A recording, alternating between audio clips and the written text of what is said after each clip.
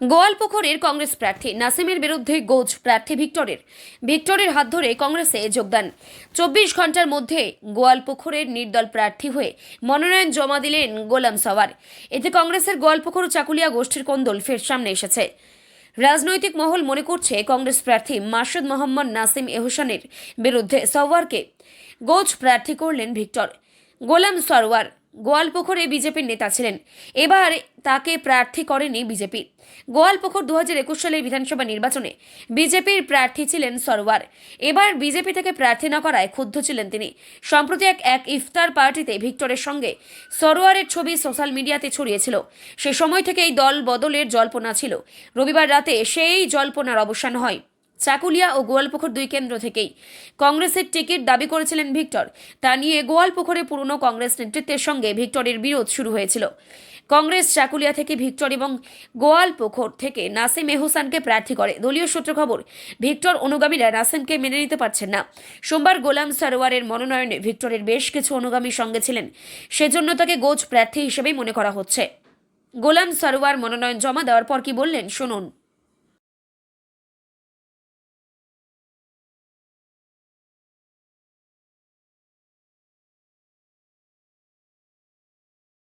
আসলে এবং 2021 সালে বিজেপির প্রার্থী ছিল, এরা প্রার্থী পদটা পেয়ে বিজেপি এসে কংগ্রেসে জয়েন করছে গত পরশুদিন, এবং গতকালকে তিনি ভিক্টরের সমর্থনে মনোনয়ন মতো দান করেছেন। কী বলবেন? কংগ্রেস পার্টির জয়নিং যে প্রসেস আছে, এটা এখন কে কী করছে না করছে না, উনি যে গোয়ালপুকুর ব্লকের বাসী, উনি বিজেপি পরশুদিন ছাড়লো, রাত্রিবেলায় কংগ্রেস জয়েন করলো। আমি যেহেতু ব্লক প্রেসিডেন্ট গোয়ালপুকুরের, ডিস্ট্রিক্ট প্রেসিডেন্ট মহিষ সেন গুপ্ত, যারা কেউ জানলো না যে উনি কংগ্রেস জয়েন করলো। উনি কংগ্রেস জয়েন করে কালকে আবার ইন্ডিপেন্ডেন্স থেকে নমিনেশন করলো। এটা কংগ্রেস পার্টির গাইডলাইনের প্রোটোকলে কোনো কিছু না। এটা কংগ্রেস পার্টির এআইসিসি পিসিসিকে আমরা জানিয়ে দিয়েছি, ওরা যেটা করবে সেটা ফাইনাল। কিন্তু উনি বলছেন আমি ভিক্টরের সমর্থনে নমিনেশন করেছি। ব্যক্তিত্ব সাপোর্ট হতে পারে। ভিক্টর তো আমি আজকে আমাকে নিমন্ত্রণ যদি করে একটা সিপিএমের নেতা আমার বাড়িতে খেতে যাবো না? এখানে কি আপনাকে হারানোর চক্রান্ত করছেন ভিক্টর? সেটা ওদেরকে জিজ্ঞাসা করেন, ওরা কে জিততে এসছে কে হারাতে এসছে সেটা বলে। মানুষ এখানকার সচেতন আছে, মানুষ এখানকার কংগ্রেস পার্টিকে জিতাবে। যেহেতু টিএমসির অন্যায় অত্যাচার তানাশাহিটা খুব বেড়ে গেছে, এটাকে শেষ করার জন্য মানুষ কংগ্রেসকে জিতাবে। রাহুল গান্ধীর সৈনিক আমার মাস্টার মাসুদ মোহাম্মদ নাসিম হাসানকে জিতাবে, এটা আমার দীর্ঘ বিশ্বাস আছে। আরেকটা বিষয় বলছি, গোলাম সরওয়ার ভিক্টরের সমর্থনে লড়ছেন, এর থেকে গোয়ালপুরের কংগ্রেসের ভোট ভাগাভাগি হবে। জেলার নেতৃত্ব এবং আপনাদের গল্প করে বিজেপি নেতৃত্বের বিরুদ্ধে কিন্তু ক্ষোভ উগরে দিয়েছে। বিজেপির টিকিটটা গোলাম রাব্বানির সাথে সেটিং করে দেওয়া হয়েছে সুরজিৎ বিশ্বাসকে, এমন অভিযোগ করছে গোলাম সরওয়ার। দেখুন, দলীয় সিদ্ধান্ত নিয়ে আমি কোনো মতামত দেব না। প্রথমত কথা হচ্ছে এটা। তারপরেও আমরা যারা দল করছি, প্রত্যেকের একটা আশা থাকতে পারে, কিন্তু দলের সিদ্ধান্ত চূড়ান্ত সিদ্ধান্ত। দল যেটা সিদ্ধান্ত নেবে সেটা সবাইকেই মানতে হবে। তাই যদি কে কার নামে কী অভিযোগ করছে তার প্রমাণ যদি তার কাছে থাকে সেটা জানাবে। কিন্তু এখন যে আমার দল থেকে বেরিয়ে অন্য দলে চলে গেছে, তাকে নিয়ে তো আমরা ভাবিত না, তাকে নিয়ে আমরা চিন্তিত না। আর থাকলো হচ্ছে দলের সিদ্ধান্ত সর্বোপরি। আর এই সিদ্ধান্ত মেনে সবাইকে দল করতে হবে, সে যে যত বড়ই হোক না কেন, আর যত পুরনোই কার্যকর্তা হোক না কেন, যত নতুন কার্যকর্তা হোক না কেন, দলের যে সিদ্ধান্ত নেবে সেটা লাস্ট ফাইনাল সিদ্ধান্ত, তার বাইরে কোনো কথা হবে না। তৃণমূল শুরু থেকে একটা অভিযোগ করে আসছিল যে বিজেপির সাথে কংগ্রেসের একটা আঁতাত। এটা কিন্তু ধীরে ধীরে প্রমাণিত হতে চলেছে, যেটা হচ্ছে যে গোলাম সরওয়ার এককালে তৃণমূলে ছিল, বিজেপিতে ছিল, তারপর গতকাল রাতে কংগ্রেসে জয়েন করেছে, আজকে নির্দল হয়ে ভিক্টরের সমর্থন, ভিক্টরের নেতৃত্বে আজকে নির্দল হয়ে উনি তৃণমূলের যিনি প্রার্থী, উনি তো একসময় কংগ্রেস কাকা ভাজ্যা হয় না, এটা টিএমসিতে হয় মমতা বন্দ্যোপাধ্যায়, হ্যাঁ, আর তারপর ওর ভাইপো হচ্ছে অভিষেক বন্দ্যোপাধ্যায়। কংগ্রেসের মধ্যে আমরা মামা ভাগনা, ভাই ছেলে, মা বেটা এগুলো রাজনীতি করি না। আদর্শ আর নীতি নিয়ে রাহুল গান্ধী রাজনীতি করে, আর সে লড়াইকে আমরা আগে থেকে বলেছি, কাশ্মীর থেকে কন্যাকুমারী পর্যন্ত कि नफरत की बाज़ार में मोहब्बत का दुकान खोलने आए हैं। গোয়ালপুকুরে যতগুলো অন্যায় হয়েছে, মার্ডার থেকে শুরু করে, ছিনতাই থেকে শুরু করে, ওখানে রেপ থেকে শুরু করে প্রত্যেকটা জিনিসে গোলাম সরওয়ারকে দেখা গিয়েছে। আমরা ভিক্টরের লিডারশিপে, ভিক্টর একটা এরকম নেতা যে মানুষের জন্য চাকুলিয়া থেকে গোয়ালপুকুর থেকে করণদিঘি ইসলামপুর পর্যন্ত লড়াই করে, সে লড়াইটাকে মানুষের স্বার্থে আমরা লড়াইয়ের মাঠে নেমেছি। ভিক্টর শুধু একজন পলিটিক্যাল লিডার বলে হবে না, ভিক্টর হচ্ছে মাস লিডার, জনগণের লিডার।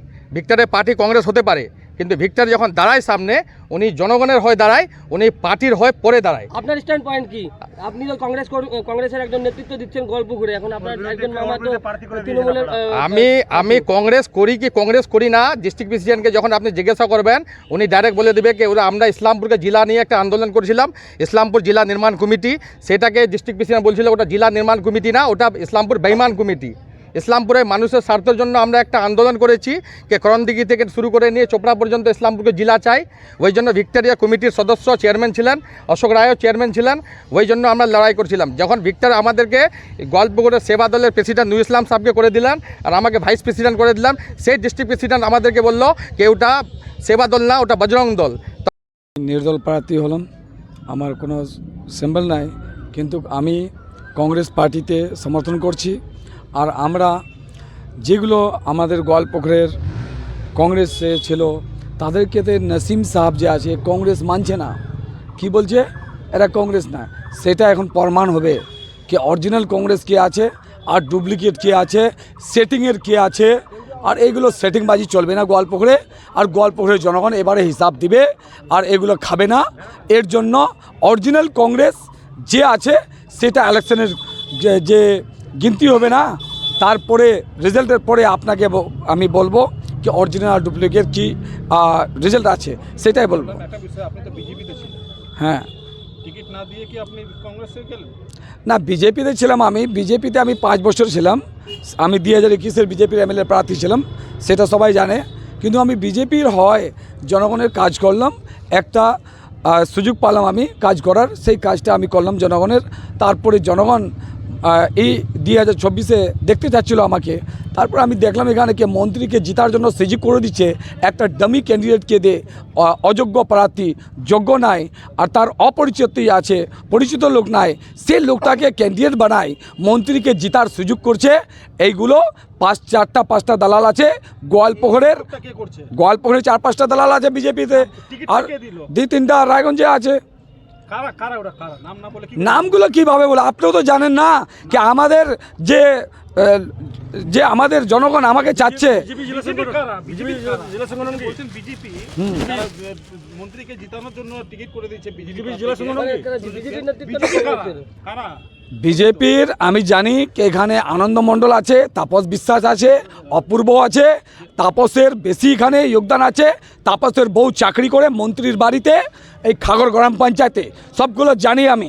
তার জন্য আমি আজকে মুখ খুলে বলছি যে জনগণ গোয়ালপুকুরের যেগুলো আমার হিন্দু ভাই আছে তারা, আপনারা বুঝে গেছেন 15 বছর থেকে এরা বিক্রি করছে আপনাকে, আর 4-5টা লোক টাকা পার্টির ফান্ডগুলো ভোগ করার জন্য। সেই ভোগটা শেষ হবে, আসল অরিজিনাল যে পিকচার আছে সেটা 2024-এর 23 তারিখের পরে দেখা যাবে। জেলার কারা? আমি তাতে কি বলবো, আপনারা অনুমান লাগান, আপনি বলেন, দেখেন না নিময় কবিরাজ আছে এখানে, নিমাই